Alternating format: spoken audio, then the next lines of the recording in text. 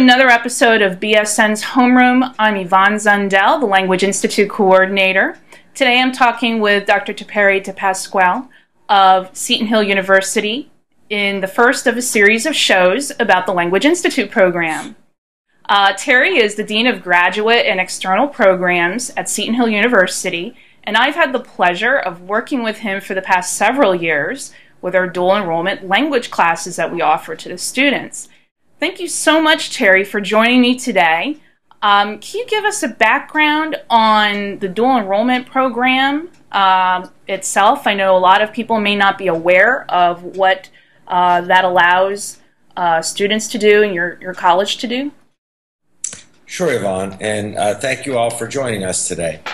The dual enrollment program was actually begun several years ago during Governor Ed Rendell's administration. The purpose of dual enrollment is really twofold. First is to help students make an easy, successful transition to college-level work. And the second is to help students who may not have thought of themselves as college-bound to reconsider that and realize that they can do college-level work and hopefully encourage them to go on to college. The program was funded by the Commonwealth until the end of the Rendell administration, and the funding has since been cut under the Governor Corbett's budget. But Seton Hill University and Blended Schools, through their partnership, believe this is such a good program for students and so useful and beneficial to students that we have continued the dual enrollment program and sponsored it on our own.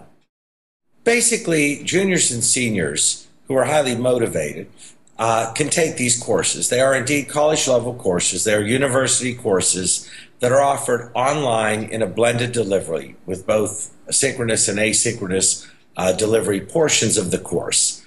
The students follow the university calendar, so they get used to a semester-long course as opposed to a year-long course, a course that may meet twice a week or 3 times a week, not every day, and that moves at a faster pace and at a higher level of expectation of assessment, etc. And that's where it helps students make that transition into college, because they can do this one course at a time in the security of their high school classroom, and then make that transition so that when they get to college, they're better able to keep up with that pace and that level of rigor and expectation. Right, and so not only do blended schools students are able to participate in these live courses, these live online language courses, but also this is something you offer to your students at Seton Hill University, am I correct?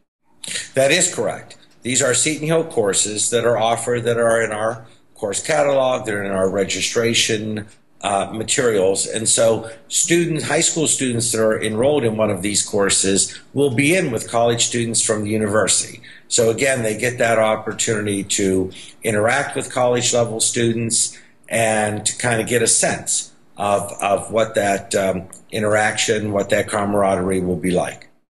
What do the students, what's on that transcript when the students walk away from the course?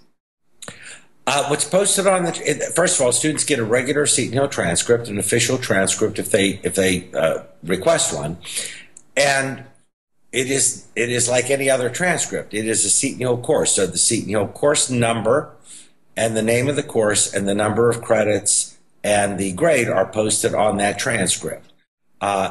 Since our students are in the course as well, there is no delineation that the student was in high school when he or she took the course. Nothing like that. It is no different than what was traditional dual enrollment, where students within a geographical proximity, and we still have that here, actually are released from high school, drive up to campus, take a course, drive back to the high school. They get the same transcript as any student gets. The beauty of this program, because of blended schools, is that we are able electronically then to expand the offerings to students throughout the Commonwealth. But the transcript is an official Seton Hill transcript, and the credits are posted, and then students can either use them. If they came to Seton Hill, obviously they would automatically be transferred. If not, they submit that with their application materials to any college or university that they're applying to, asking for a transcript review and the transfer of credits. Right. And so the other question that the person had was, do these credits transfer to other colleges? If they earned 3 college credits from Seton Hill University for, say, Arabic, the first level, first semester. That's obviously that is a decision of the host institution, but our experience is that yes, we've had very little concern about the transfer of credits. It would be no different than a student taking a course here on site and then applying for transfer. Now, how that gets transferred really depends on what the university's requirements are and what major the student might be selecting, etc. But often, especially in liberal arts institutions, there are still language requirements. Usually the first 2 levels will meet that. So students who take a course at to the 105 level automatically meet their graduation requirement here at Seton Hill and in most small private colleges and universities that I know of. And if not, they at least are usually transferred as elective credits then. I want to thank you again today, Terry, for taking the time out to explain a little bit about this dual enrollment program that we have with you. We're very excited to continue that and expand in other languages. Just thank you so much for sharing that with us today. You're more than welcome. Thank you, Evon.